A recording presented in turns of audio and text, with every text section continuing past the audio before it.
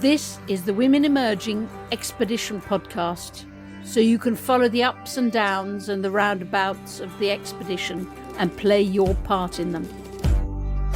24 women started on the 28th of May 2022 on this virtual expedition that will take 9 months.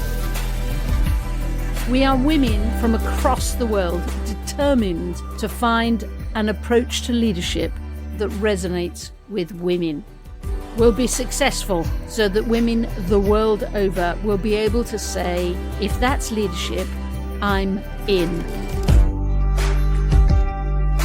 Welcome to this coming of age podcast episode.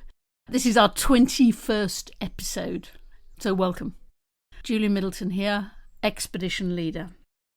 So, logic says that if the expedition is going to achieve its objective, an approach to leadership that resonates with women, it has to reach out to many women of all ages right across the world. So over the next few months, I thought just occasionally I'll do a special episode which will be really going deep into a certain group of women and saying, if the expedition is going to produce an approach to leadership that resonates with women, and the women are you, what do we absolutely have to cover? What do we absolutely have to address, to include, and absolutely not leave out?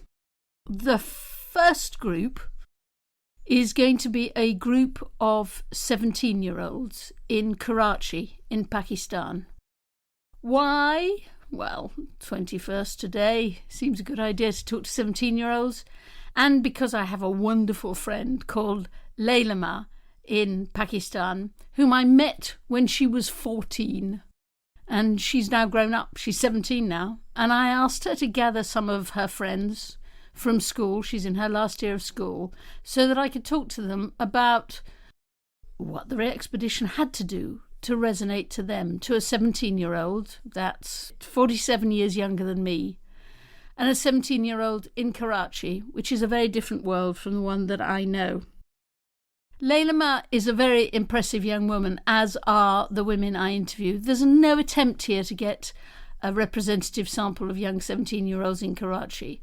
These are young, educated women who speak English and who have great prospects for the future, and their chances of becoming leaders of Pakistan in the future are very high. So I really wanted to talk to them about the expedition and how it could best serve them, so that they would say, if that's leadership, I'm in. Laylama introduced me to 7 young women: Rija, Waina, Maria, Aishal, Ayman and Rania. They're all fascinating in different ways, and I've sort of produced a bit of a compilation of their answers to my questions. And the first question, maybe you're not surprised by this, was to say, what's it like to be 17? I guess I still feel like a little child at the same time, but you're obviously expected to face the challenges as almost an adult and all. So I guess it's sort of like a weird phase. It feels real now. Does that make sense? That now that I'm entering into the world as an adult, it feels more real. There's responsibilities and it's a bit scary. In Pakistan, it's kind of hard. It's very hard because I see my friends going to different places and I'm not allowed because my parents are overprotective. And the situation over here is just getting worse day by day. So it's a bit hard, but then there are also advantages, because if you're an introvert, then it's fun because you get to stay alone at home. Then I asked them what the world looks like from where they're sitting. Well, to be very honest, it looks bleak. I think right now everyone can see that moving forward, it is like the economic state of the world, just general, this general feeling of doom and gloom, which has overcome us, especially with the pandemic. and so many existential threats. Every day you wake up, you hear about climate change, and you hear about by a certain point, oh, you can't go back. So it's definitely very scary. But at the same time, we're the new generation. We're the ones who can make the change if we want to, even right now. So it's scary, but also inviting in some sense. I get excited, if I'm being honest. There is some nervous feelings, but me wanting to go somewhere, wanting to get out of this place, and wanting to just move abroad, it's one of my dreams. And I remember telling my mother that I want to study university abroad. And she said, you don't want to go there for study. You want to go because you want a bit of freedom. That's the only thing you want. And it's upsetting because she figured it out. It's not because of studying. It's just because I want to go somewhere different, somewhere new, somewhere I can do it the way I want. Because in family vacations, I just have to follow my family. I cannot do the things that I want to do, because my family just does not understand that bit. Just take me to the biggest bookstore there is, because I want to see it. I want to sit down in a cafe and write and drink some coffee and do something without having any kind of fear that I am being stalked or something bad's going to happen. So do they want to be leaders? Is the word leader at all attractive? And if it is, what kind of leaders do they want to be? I'd say I find the idea of leadership attractive, but not the way it's currently being done. What do you see in the leadership that you don't want to be? I've seen arrogance, dictatorship, people there's too much pride between it. But that's what's a boss. A boss is dictatorship. He's like the one giving them assignments, stuff like that. If you do something wrong, you're going to get scolded. That's what a boss does. But a leader is different. And I think people get confused in differentiating the two. So for the expedition to be useful to you, it has to show you how to become a leader rather than how to become a boss. Yes. Does the word leadership excite you, or does it horrify you? I would say a little bit of both. I think leadership excites me in the sense that there would be, wherever I go or whoever I lead, they would be willing to listen to my opinion and they would respect me enough to listen to my opinion. But it's also horrifying because it's a very big responsibility. You have people waiting for your opinion and you can't go wrong. And if you do go wrong, you have to pay a big price for it because you are a leader. And I think what's more exciting about it is at the end of the day, leadership, especially as a woman, is making sure that you don't mess up. Because when a brown woman is considered a leader, she is looked at through the lens of every brown woman, because she will be the example that's given to everybody else that, oh, she got this leadership position and she messed up. And it is unfortunately the misogynistic perception that we have in our world, that whenever a woman or anyone with a minority background is given a leadership position, they're scrutinized to a certain extent, because more than anyone else, because of the simple fact that they are a minority. So it's the exciting and also horrifying aspect of it, I guess. Okay, for me personally, leader is something that's very attractive to me. I would be a different kind of leader than my mother in terms of listening. My mom is more about do what I tell you to do, and I am open to suggestions. I would like to know. There's no point in life where I think I'd be like, I don't want to hear what you have to say. Just do what I'm telling you to do. So in a way, the approach to leadership that resonates with women needs to help you make the transition from a generation of women who gave orders to a generation of women that you belong to who want to listen. Yeah. I think that we will be a different generation. And I also believe that at the same time, we will be a more forgiving generation because we've had to go through a pandemic. And we've also, I think, especially in these past few years, mental health awareness has been on a high. And it's every single one of us. We have, I think, in some way or the other, we all relate to each other in the form of struggle, because we've all struggled so much, whether no matter what background we've come through. I think everybody has struggled, and there's also a certain awareness now. So I think our generation has the ability to be more transparent as leaders. It's hard to believe that you're the forgiving generation if you look at social media. That's true. I think cancel culture, we're ruthless when it comes to that. I will give you that. But I think that with that said, we are also forgiving in a way that we understand each other more. I think that whenever you put like 20 to 15 to 20-year-olds, if you put them in a room, they would all be able to understand each other and speak a language that perhaps you or someone in their 40s or 50s would not understand, because of the simple fact of social media. Yes, we are ruthless when it comes to racism. Yes, we are ruthless when it comes to misogyny.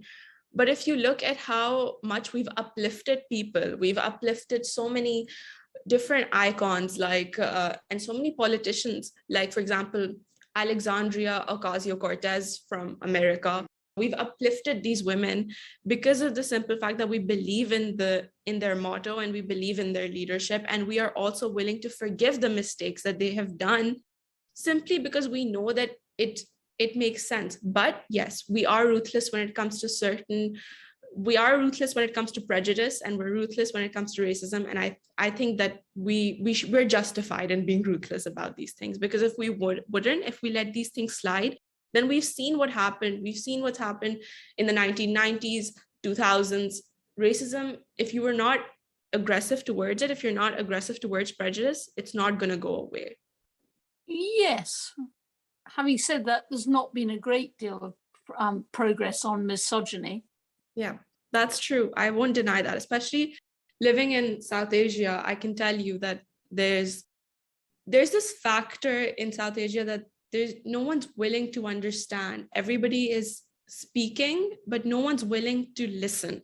And that's the issue, because people are not listening to understand. People are listening to reply.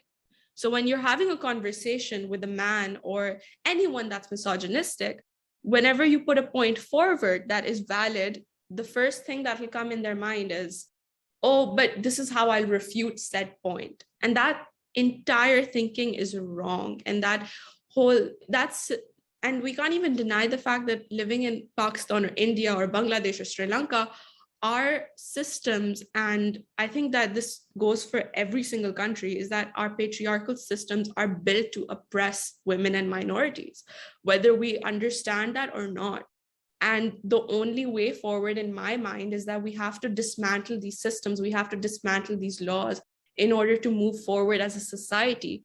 But at the same time, with that said, knowing the mentality of the people in this part of the world, no one is willing to listen. And if you cannot listen, then you cannot move forward. No one is willing to understand. And that's the issue of it all, because the mindset and I think the prejudice is so far ingrained in our mind and in our DNA that it's quite impossible to change the way things are going now. But the only way I think that we can change things is by representing and by being aggressive towards these things. We cannot sit in silence anymore. If I asked a guy, maybe a friend or a man, this question, that whether when they walk on the streets alone, whether they have that sense of fear, whether they have to constantly text their friends their address and location, maybe some would say yes, but a high majority of them would probably say no, that they don't experience that. But if you ask any girl in majority countries these questions, they'll definitely say yes. They'll be like, we completely understand that fear and the consequences that could happen. So that's why I feel like when making policies for both genders, there should be equal representation, because only then will this matter have like a close place in your heart. And that's the huge one main problem in Pakistan, that they think, oh, kids are dumb, females are even dumber. They're not meant to be here. And the whole arrogance, their pride, males are stubborn. They're stubborn.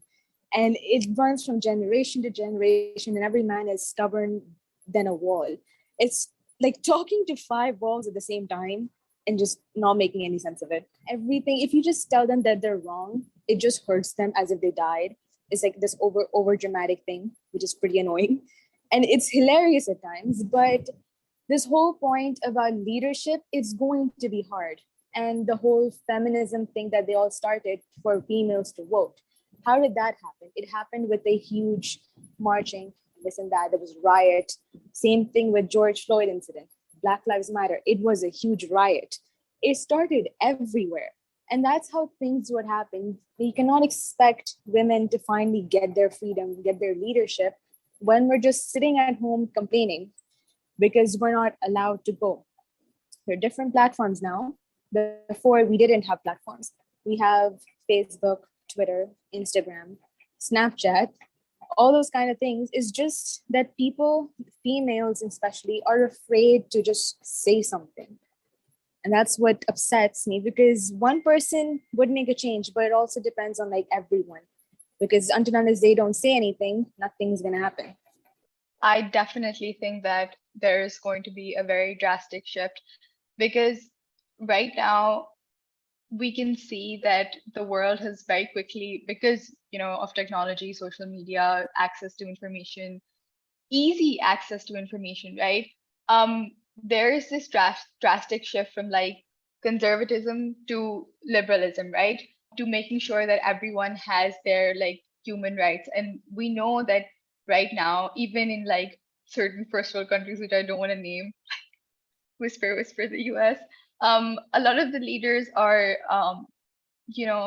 they're corrupt, they're greedy, and all they're looking for is like money and power and the fame that comes with being like a politician or being in like that position of power, right? I think it's different for us. I think because we see how the world is right now under these leaders, we realize how important it is to make that change and be better, to ensure that the future generation doesn't have to suffer like we do. So I think our generation is more fit to be leaders. And even right now, I think there are so many youth leaders. Greta Thunberg, for example, she's an aspiration for all teenagers. I think she's a role model for all teenagers when it comes to being in a leadership role. Just the simple fact that, a kid has to come up and scream at the world's leaders that, what are you doing?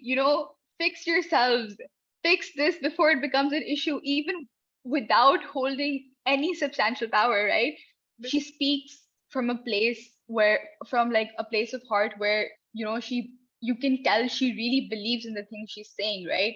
And I think when a leader is in that position, they have to be believing in the cause that they're working towards. Otherwise, if there's no passion, there's not going to be any drive, and ultimately, they won't be able to do the best that they can. So I think that's something that's very distinct about her leadership, because politicians come up and, they have like their sweet words and their calm, patient voices, which suits the people into thinking that everything is okay and everything will be fine when everything is not. I think what you're saying is that if our approach to leadership is going to resonate with you, it has to be an approach to leadership that helps women express their rage without being dismissed. 100%. I 100% agree with this. I think due to like patriarchal systems in place right now, women are very constricted to how they can, put forward their beliefs and put forward what they think. And even then, when it's something that doesn't, sit right with, these patriarchal systems, they're automatically dismissed, right? There is a lot of rage that is there. There is a lot of rage which I hold for the women who were mistreated, for the women who were mistreated just because they are women, right? And I think, when men express their rage, when men express their passion, they're seen as, oh my God, he's so he's so passionate, he's so well spoken, he cares about his cause. But when women do it, it's a completely opposite thing, right? Women's suffrage didn't come about by us sitting back and not going out in the streets and fighting for a right to vote, right? Women's suffrage came about because we realized, oh, we need it, right? We make up like almost half the population of this earth, and we deserve our basic human rights. So when we went out and we fought and we told them, okay, give us our basic rights, they had to listen. And I think at some point we have to do this too, because as much as people like to say that there's no more, there's no more misogyny, there's no more sexism, it's just so inbuilt and ingrained in today's society that entangling and unwinding those roots is going to be a very long and difficult task. And you can't do that without not hearing out what a woman who is facing all these issues has to say about it. Because your perception, I think, of leadership in your journey will be the leadership of a fight, a battle. If required, possibly, ideally, and in an ideal world, it would be handling a situation diplomatically, where everyone's able to come to a concisive decision, make compromises, but still follow their aim. But seeing that in a lot of situations that has not worked out, it's most likely that people will have to stand up, whether it's through protests, whether it's through expeditions and all. They'll have to stand up and fight to prove their point, to at least get them to a level where the whole world notices that this is something important, this is something that people need to address. I asked what other questions the expedition has to answer, or at least help with. Why does my job have to move around a certain sphere of fundamental things when a man can do whatever he wants he has all the options, and my options are just limited to things that I can do, that I can put a little bit of time in. I mean, what sacrifices does a woman have to make in order to become a leader? Because there is not the expectations related to a woman are not the same that are related to a man. For example, taking care of the house, especially in this part of the world, women have to take care of the children, even though they have working jobs. They have to do their house chores, even though they have day jobs that are comparable to the man in the family. But the man doesn't have to do all of these things. It's like the job is a side thing. It is an extra thing that you're doing on top of the other things that are your responsibility as a woman, the fundamental things that you are supposed to do. In a way, this all comes back to, don't make this approach too aspirational when the reality is kind of dark. Like, I have a few friends that are quitting, dropping out of university because they just feel like, what is the point anyway if I'm just going to get married? And there's people I know who just married off their soul to families in exchange for dowry. I know people who don't even care about education because they feel like, what's the point? I mean, if they were given the chance, they would give a shit, but they don't, because they don't have the chance. Isha went further, and I asked her why she describes her generation as the reckless generation. But I personally think three reasons. One are the restrictions, the boundaries that we have been, brought into. Second being the world just being so selfish where, you're just like, who do we think about? They're just doing bad to us, right? And the third being that, as you said, we're just in a careless world at this point. I leave the final word to Maria, because she thinks the reckless, or at least fearless, is good. So I feel like if women want to succeed, they need to care less. We care too much. If we have this constant pressure on our shoulders that's like pulling us down, thinking about, oh, I'm a representation, I'm one of so many, I got this chance and I have to do this, or if I don't do this, I'm letting down not only myself but all of womankind. If you have that kind of pressure, how will we ever take risks? And higher the risk, the higher the reward, and that's how it works. I feel like women are just scared of taking risks because now they've become this representation. They have too much fear, and fear can never let you do great things. So I feel like women should just let loose, do their thing, do whatever they want, and just kind of go with it. What if they fail? It's fine. But what if they succeed? They'll succeed big. The words listen to understand, not to reply are shouting in my head. And of course the word rage. The word rage. I'm not 17, I'm 64. I feel the rage. I suspect lots of people feel the rage. But maybe if we're going to resonate with all of you who are 17, we mustn't just feel it, we must express it. That feels like a good thought. So I went and spoke to Laylama, having spoken to all her friends, or many of her friends.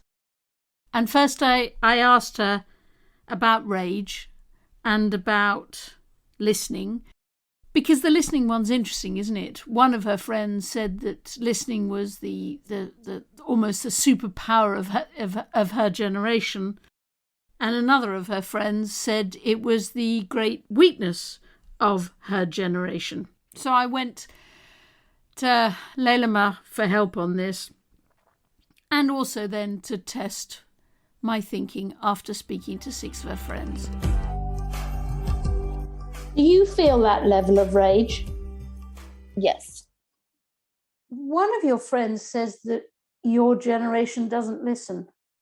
Well, I feel that we listen more than our parents' generation, at least. So while we may not be the best listeners, but we are definitely better listeners than the previous generation of women. There's this one line that every single Pakistani daughter will hear from her mother at least twice a day. मैं तुम्हारी माँ हूँ, मैं बोल सकती हूँ, मुझे जो भी बोलना है मेरा हक है. It means I'm your mother, I have the right to say whatever I want to, and you have to listen to me. So yes, while some of them do listen, but most of the times they just give orders and expect us to listen. And it's not just mothers, it's a lot of women. Laylama, one of the things that comes through screaming loud to me is a sort of crude reminder of just how constrained the lives of women are in Pakistan, even amongst your friends. And your friends are well-educated, English-speaking women with great promise.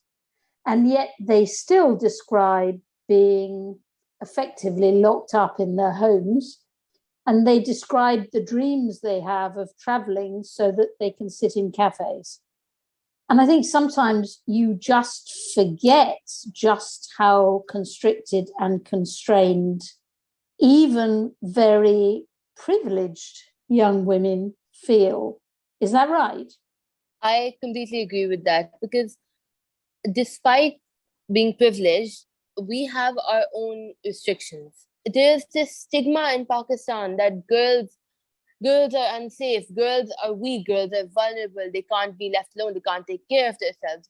That may be true for some girls, but there are a lot of women out there who are perfectly strong and perfectly capable of taking care of themselves. I know some of them, and I like to think I am one of them. One of your friends, she's saying that this is so constricting that it almost makes what she called is a reckless generation. Well, for me, in my experience in this society I live in, from what I can see, because of all the constraints that we just talked about, all the different ways we're restricted, we're kept locked up, caged, eventually we're going to find a way to lash out. There have been some pretty frightening stories of violence against women and movements to counter that in Pakistan. What does that feel like when you're looking at it from a 17-year-old's point of view? The stories and the cases in Pakistan are horrific. So it scares us a lot. It scares me personally. And the second thing I feel is I feel frustrated, because it is so unfair. Because most of the cases, if you look at them and if you read about them, you see that most of them are because the men have a backwards way of thinking. For example, if a man just simply doesn't agree with what a woman said, he will literally kill her. He will murder her. And it is unbelievably unfair. Like, how could someone do that just because you didn't agree with what a woman said, just because your wife didn't listen to you, didn't obey you? It's not like she committed a crime. It's not like she killed a family member of yours. She simply disagreed with you or didn't listen to you or didn't do what you wanted at that moment, despite the rest of the time being a good wife or being a good sister. It doesn't matter. In that one moment of rage, if a man can commit such unspeakable acts against a woman, and for such an insignificant reason, it frustrates me because it's so unfair. This is the purest and the most basic form of injustice in Pakistan. The second thing that really hit me is that, Lailama, we decided to do this because we wanted to ask the question, if the approach to leadership is to resonate for women and with women, and if those women are 17-year-old young students in Karachi and Pakistan, from those conversations, it seems to me that it must be as much about how do you build a collaboration, how do you lead, how do you bring people together, as it also needs to address how do you lead a really big fight. And if it's too reasonable and lovely, it won't speak to you and your friends, will it? I feel like if it's too reasonable and considerate and compassionate, not only will it not resonate as well with me and my friends, but it won't last. It won't be sustainable.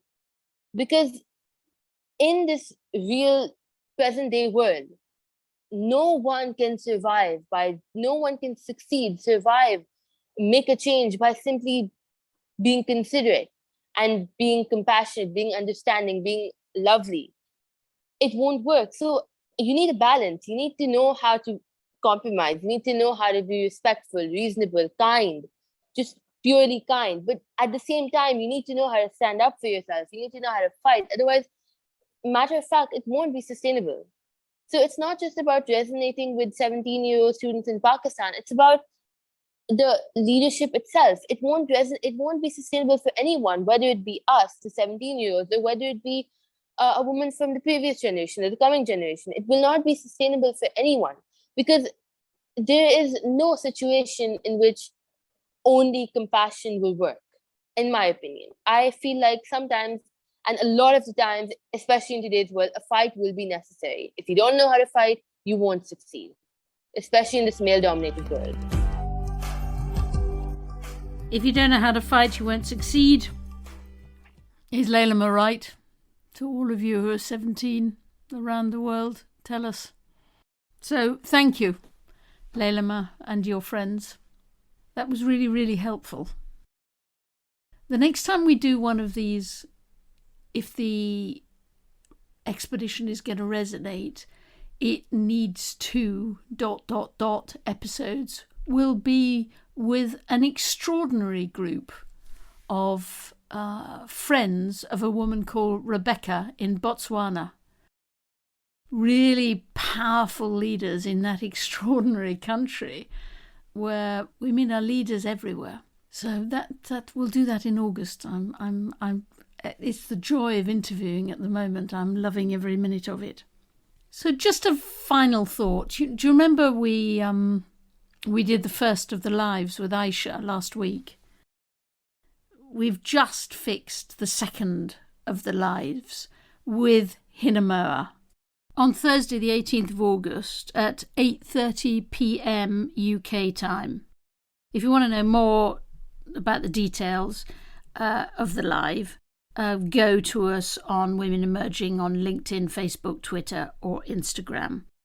But do join us or pick it up afterwards, of course. Hinamoa is leading a group within the expedition who are, as she says, interrogating the concept of motherhood and to what extent motherhood and mothering influences women's leadership. She has strong views on this subject, and it will be fascinating to answer your questions and to play with ideas. So hugely, hugely looking forward to it. Lots of love. Talk next week. Thank you for listening to the podcast. We would love you to follow the expedition and provide your own stories and perspectives. You can do this by subscribing to this podcast and joining the Women Emerging group on LinkedIn, where you can have your say.